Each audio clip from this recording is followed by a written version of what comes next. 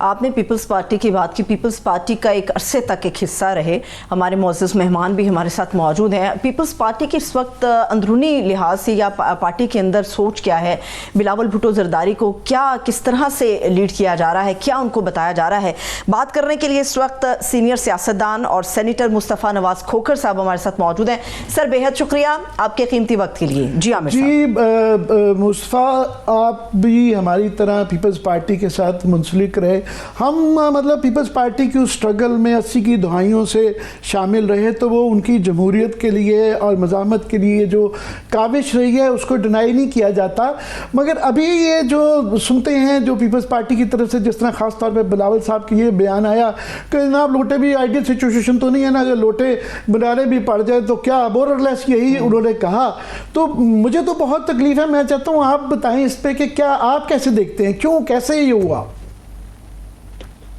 जी शुक्रिया आमिर भाई।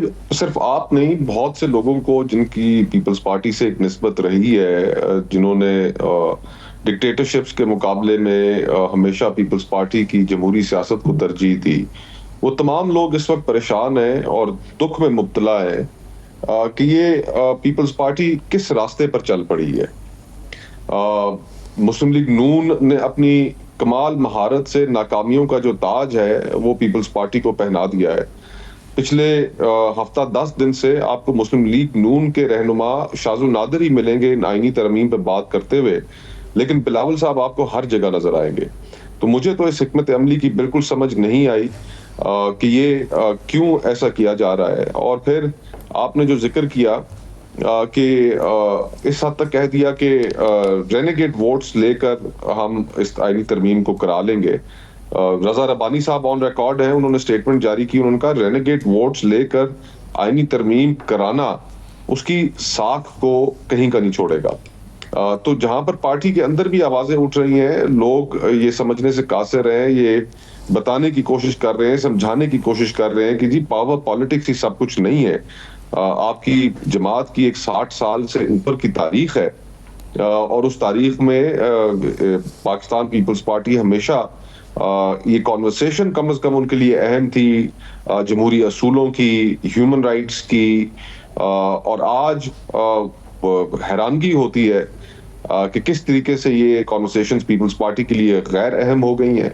और जिस मुसव्वदे का आप जिक्र कर रहे थे अपने इब्तिदाइये में, हैरत हुई कि अगर आर्टिकल 8 के अंदर अमेंडमेंट की बात आ जाए, किसी भी शहरी का मिलिट्री ट्रायल करने की बात आ जाए, तो पीपल्स पार्टी किस तरह वो मसवदा लेकर किसी जमात के पास जा सकती है और कह सकती है, for that matter any so called democratic party, कि जी इसमें तरमीम कर ली जाए। पीपल्स पार्टी तो इस इंसानी हकूक के हवाले से जो लेजिस्लेशंस हैं, जो हमारे आइन के अंदर गारंटीज हैं, उनकी मुहाफ़िज़ समझी जाती है।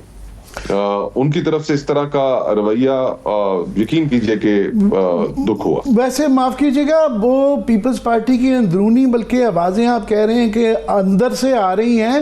रजा रबानी साहब भी बड़े लेट बोले, ये वो भी हमारे जैसे लोगों ने शोर मचाया कि जनाब इतने कदावर लोग बैठे हुए हैं पीपल्स पार्टी में, उनकी आवाज़ें क्यों नहीं आ रही, उनके अलावा कोई अभी तक आवाज़ नहीं नज़र आई। मैं आपको ये दाद देनी पड़ती है कि मुझे कोई मिसाल नज़र नहीं आती है कि सूलों की बुनियाद पे आप अपनी सेनेटरशिप छोड़ के पार्टी से अलहदा हो गए, बल्कि आवाज़ें नहीं आ रही।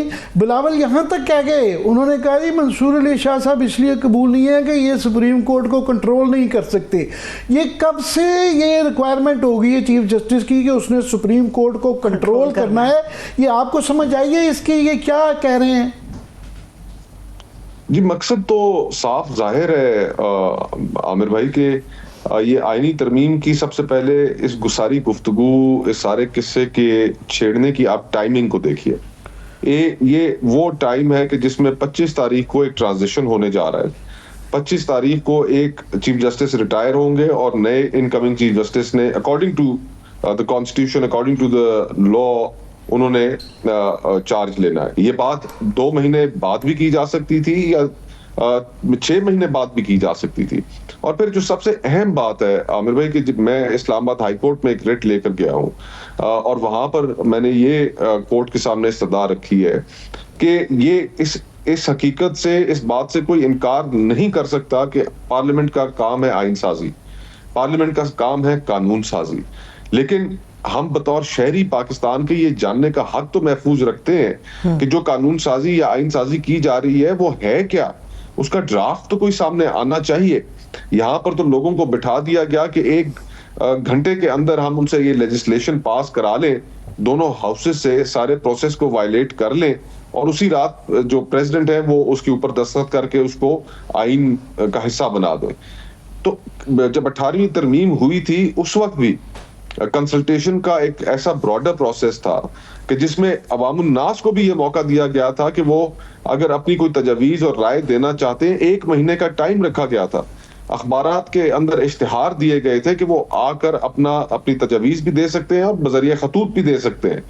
तो जो कंसल्टेटिव प्रोसेस है वो तो बिल्कुल ही खत्म कर दिया गया है और मैंने तो ये इस्तदा की है कि गवर्नमेंट को पाबंद किया जाए कि वो इसके अंदर हम ये नहीं कह रहे कि पार्लियामेंट कानून साजी नहीं कर सकती, लेकिन गवर्नमेंट को ये पाबंद कर दिया जाए कि वो इस इंपॉर्टेंट लेजिस्लेशन के लिए इस ब्रॉडर कंसल्टेशंस करे और इसको अवाम को इसके अंदर पार्टिसिपेट करने का मौका फराहम करे, जो कि हमें नहीं नजर आ रहा अभी। मैं इसमें सिर्फ इजाफा करूंगा कि 18वीं तरमीम के अंदर बिल्कुल 1 साल बहस हुई, 500 आवर्स की उसकी प्रोसीडिंग्स थी, मगर जब असम्बली के अंदर पार्लियामान में पेश की गई तो उस वक्त बुलडोज की गई और हमें बड़ी शिकायत थी, जिसकी वजह से बाद में फिर उस वक्त लगता था गलत है 19वीं तरमीम करवाई गई, इफ्तिखार चौधरी साहब ने एक किस्म की ठोंसा। तो अगर वो बहस की गई होती पार्लियामान के, उस पर हमें भी पता होता कि इसका बैकग्राउंड क्या है, हम भी शायद पार्लियामान के साथ खड़े होते कि इनका राइट है सुप्रीमेसी का कि ये उसके ऊपर अगर कोई निगहदाश्त करना चाहते हैं जजेस की तैनाती पे। खैर अब तो कॉन्टेक्स्ट ही बदल गया है कि अभी पार्लियामान को देते वक्त वो डर लगता है, मगर वो उसकी वजह से वो उस वक्त बुलडोज किया गया और मुश्किलात बाद में इम्प्लीमेंटेशन के अंदर आई, क्योंकि ये नहीं था पता कि इन तमाम शिकों के पीछे बैकग्राउंड क्या था। एनीवे, मगर आज की उसमें जो ख्वाजा आसिफ साहब ने, उन्होंने तो JUI की मेहरबानी है कि वो खड़े हुए हैं, मगर उन्होंने लगता है इंतज़ाम कर लिया है। उन्होंने साफ कहा है कि जनाब उनको डर ये है कि ये 8 फरवरी के इलेक्शन के डब्बे ना खुल जाएं अगर ये कंट्रोल ना की गई अदालत को, तो वो चाहे बाय हुक और क्रुक मखसूस नशिस्तों का फैसला तब्दील कराएंगे, जो मर्जी करेंगे, वो तो करने पे तुले हुए हैं। जी, इसमें देखें, अब इस इलेक्शन की हकीकत पूरे पाकिस्तान का बच्चा बच्चा जानता है। अब उस इलेक्शन के ऊपर आप उस लिड को कितनी देर तक बरकरार रख सकेंगे? इस वक्त हुकूमत जो मौजूद है वो पब्लिक सैंक्शन, पब्लिक विल उसके बगैर है।